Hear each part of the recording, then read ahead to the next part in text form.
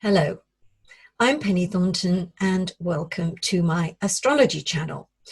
I tend to look at what's going on in the week ahead, what's coming up, and I use that as a vehicle to talk about the planets, the alignments, things that take us a little bit more into the astrology, so you get a much better understanding of what's really going on and what astrology is really about. And of course, we also look at the main events on the world stage so that we can also see how astrology is reflected in those events. Notice I'm avoiding the use of the term influencing those events because I'm a little bit hesitant about using words like that, because I don't think anything in astrology makes you do anything or makes anything happen. I think it's a beautiful symbiosis.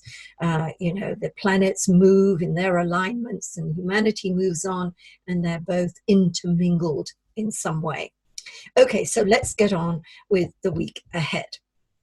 Now, as I speak to you, as I record this video, we are 6 days, 7 hours, and about 34 minutes away from the United Kingdom leaving Europe, Brexit. It has been such a long time coming. And even though we will be leaving officially on Friday at midnight Europe time, we're actually still kind of attached-ish. And there's going to be a year of transition where all sorts of agreements and deals and understandings are going to be forged. So we are leaving and not leaving, so to speak. And in many ways, that really, really does reflect the astrology, because we are in Neptune country this week. The planet Neptune is particularly strong. On Monday, Venus is conjunct Neptune, and on Wednesday, Mars is squaring Neptune. So Neptune is really all over the United Kingdom's departure or rupture from the European Union. So I want to talk about Neptune because we all have Neptune in our charts somewhere. Some of us have it in a more prominent position than others, and I'll explain that shortly. And others of us are going through a Neptunian period of our lives because Neptune is connecting with something really important in our charts. Now, of course, it applies to Pisceans as well, because Neptune is the ruler of Pisces. So a lot of the things I talk about with Neptune apply to Pisces. And although I'm going to be talking a little bit more in detail about Neptune and its particular alignment, which is really very strong in the lives of those of you born between about 1978 and 1980, I also want to point out that if you have a birthday somewhere between about the 7th and 10th of March, of June, of September, and December, then you really, really will want to listen to this, because it is all about Neptune. Now, in many ways, we're already dealing with what Neptune can offer in terms of mirrored events on Earth. The coronavirus is an entirely Neptunian thing. When we think about the virus, it's invisible. We can't see it unless we put it under a microscope. It's in the air, it's in droplets, water droplets, whether from sneezes or whatever. So that's how it gets into our systems. And when it gets into our systems, it works around our respiratory organs. So the whole idea of breathing and water in our lungs, this is all a very coronavirus story. And, I don't want to get into the possibilities that it may become a pandemic. I mean, it seems to be, well, certainly China is doing so much to contain it, and we are much more present and able to deal with something like this than we were with the SARS virus and some of those other things. But I just wanted to bring in the idea of the synchronicity, if you like, of the coronavirus, which is so Neptunian in essence. Now, as I said, we've all got Neptune in our chart somewhere. But when I talk about a strong Neptune, I mean that Neptune is really connected to one of the personal planets by conjunction or opposition or square, one of the hard aspects, or Neptune is rising, or culminating. That means on the very top of the chart. So it's what we say is angular. So we've really got Neptune full face in our horoscope. And the minute we look at Neptune, we work with keyword principles. And I discovered, well, at least 42 keywords for this planet. So you can imagine when we're looking at Neptune and we're making forecasts about this planet and we're relating it to what's happening in our individual lives with clients, or whether we're looking at world events, we've got a lot to choose from. But here are some of the main ones that you'll probably want to keep at the forefront of your mind. We've got on the downside, we've got things like nebulousness. We've got confusion and chaos. We've also got, on the good side, we've got inspiration. We've got also things to do with transcendence and, really having a kind of visionary property. So you think not just outside the box when you've got a strong Neptune transit, but you think really beyond the realms of even that. Very inspired, very spiritual.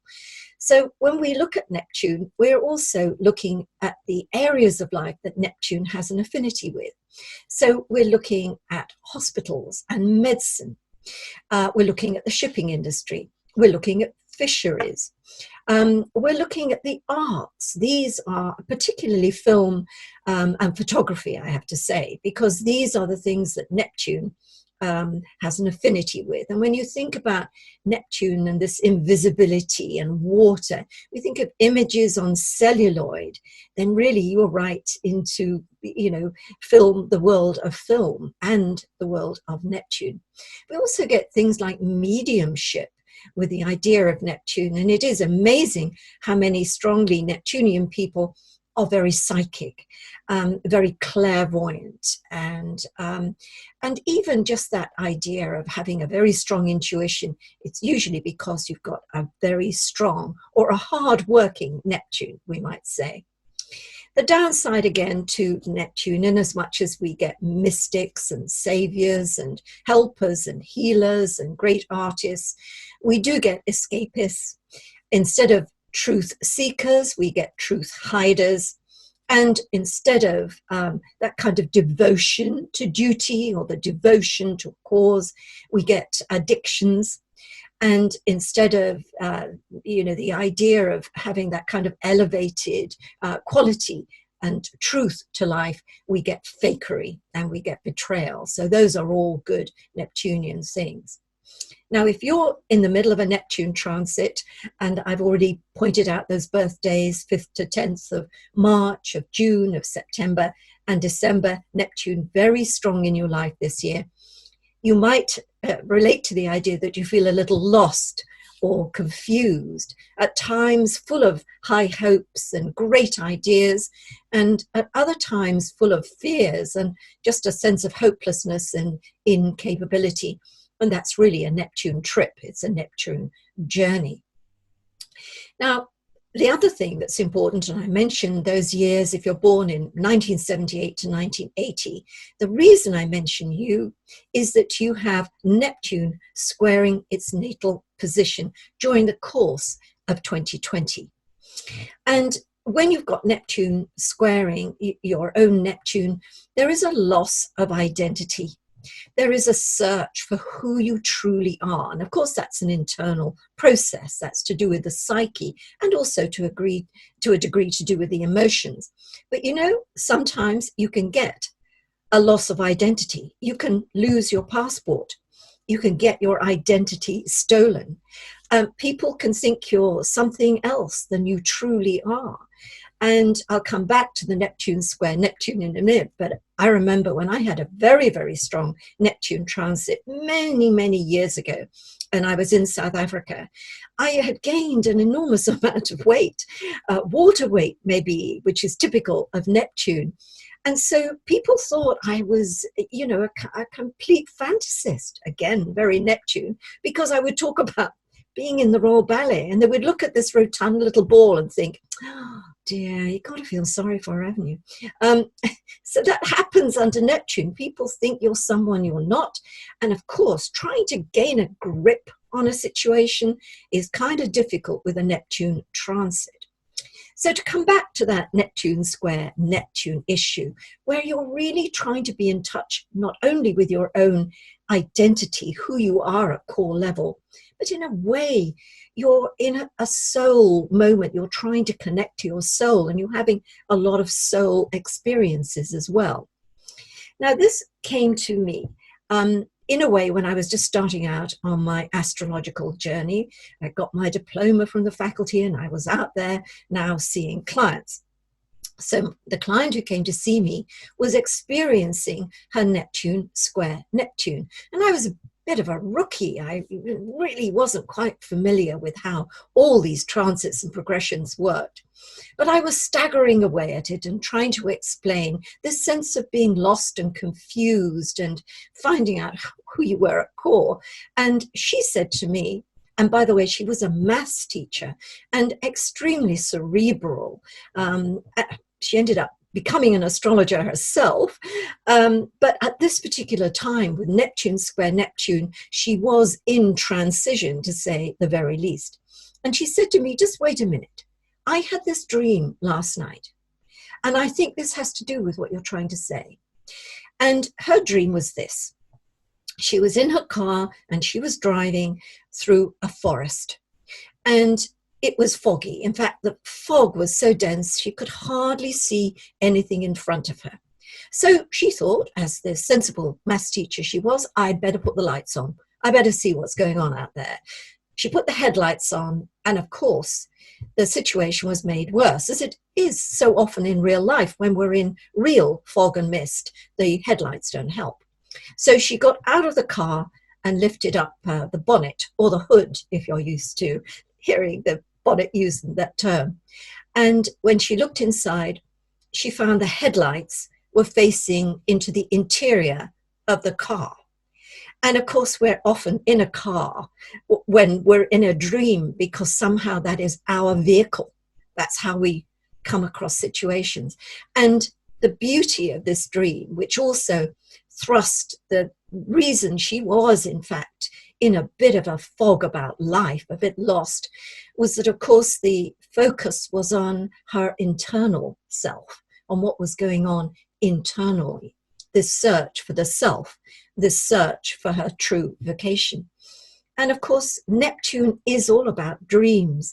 We get some of our greatest information in dreams, and that's also very much a kind of Neptunian transit.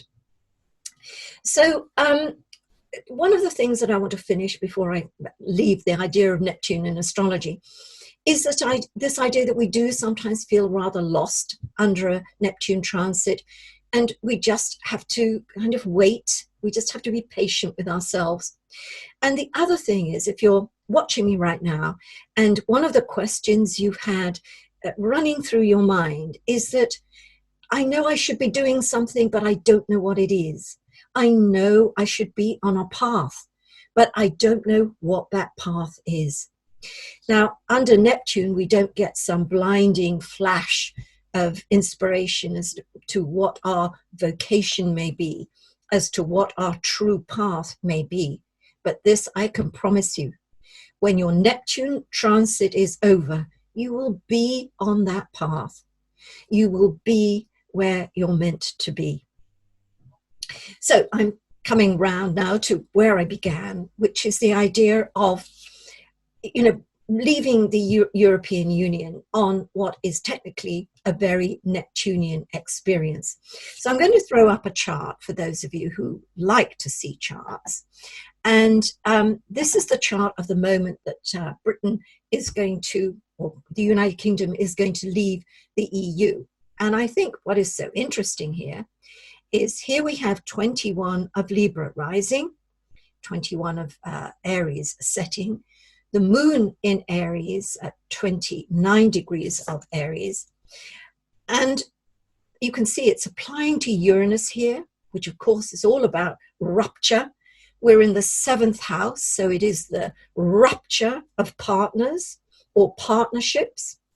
And the other thing that's very interesting, and I will show you why it's interesting for this, we've got Venus, the ruler of the chart, because Libra rises conjunct Neptune, and of course we've got Mars squaring Neptune.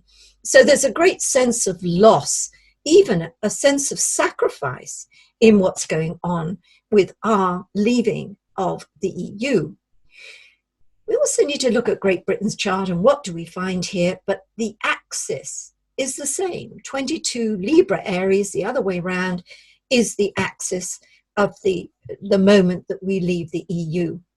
So it really is kind of mirrored this whole partnership issue. We've been in partnership, we've been part of a union, and now we're leaving it, so firmly etched in the astrology.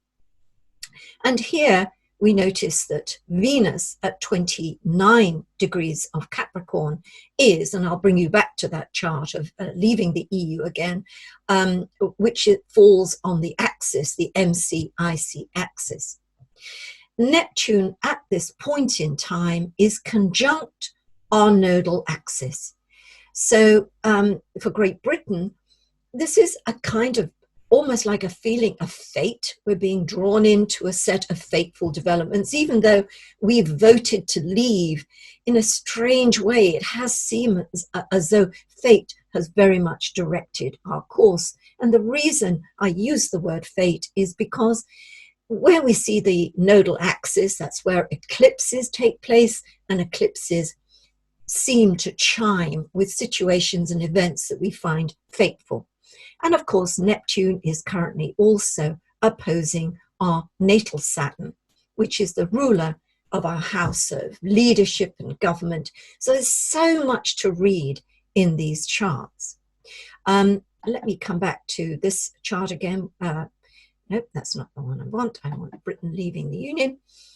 I think if you also notice here, and it's something I mentioned on my Friday Bite on my website, that the moon is not going to make another aspect to anything in this chart before it leaves the sign of Aries. It is thus a void of course moon. And often when we have a void of course moon, it leads to an enormous amount of confusion. Things are not perfected when they should be perfected. And of course, we have this strong Neptune influence as well, which says pretty well the same kind of thing, sending that same kind of message. I think we face an uncertain journey, and using this kind of Neptune vocabulary that we have, we are being unanchored from the European Union. We are being set adrift. Our ship is now on open seas. It's a little rudderless. We have a year in which to develop some strategies, but right now it is going to be an uncertain journey. Now, to return to not exactly where I started, but if you remember on last week's video, I was talking about Uranus. And I also mentioned this in my Friday Bite because I was talking about the past week and how Uranus and liberation were a part of the themes we were working with that week.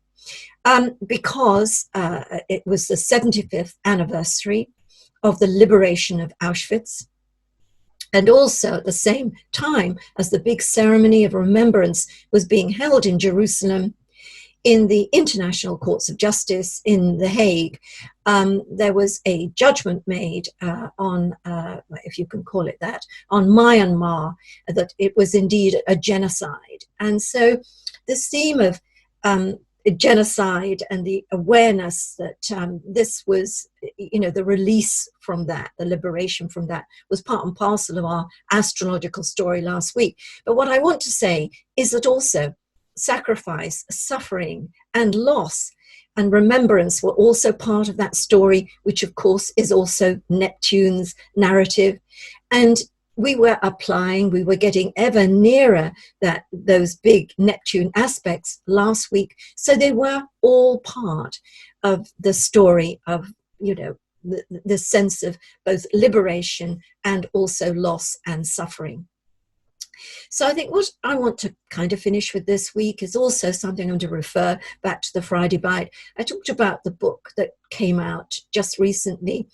It was about the importance of words, and it was written by two men who shared the loss of their children in the Paris terrorist attack, and how they came together and found compassion and healing with each other, and a book came out of this. And I think what I want to say is that that is just so important. And again, it's such a Pisces Neptune thing, the idea of compassion and kindness. And if we have that, my goodness, we're not only extremely human, but we also help improve lives, whether they're the lives of others or our own lives. When we find compassion and forgiveness, we also heal ourselves. And I think that is incredibly appropriate as I look at the aspects that we're coming to this week. So thank you for watching. I look forward to next week, same place, same time. In the meantime, take care.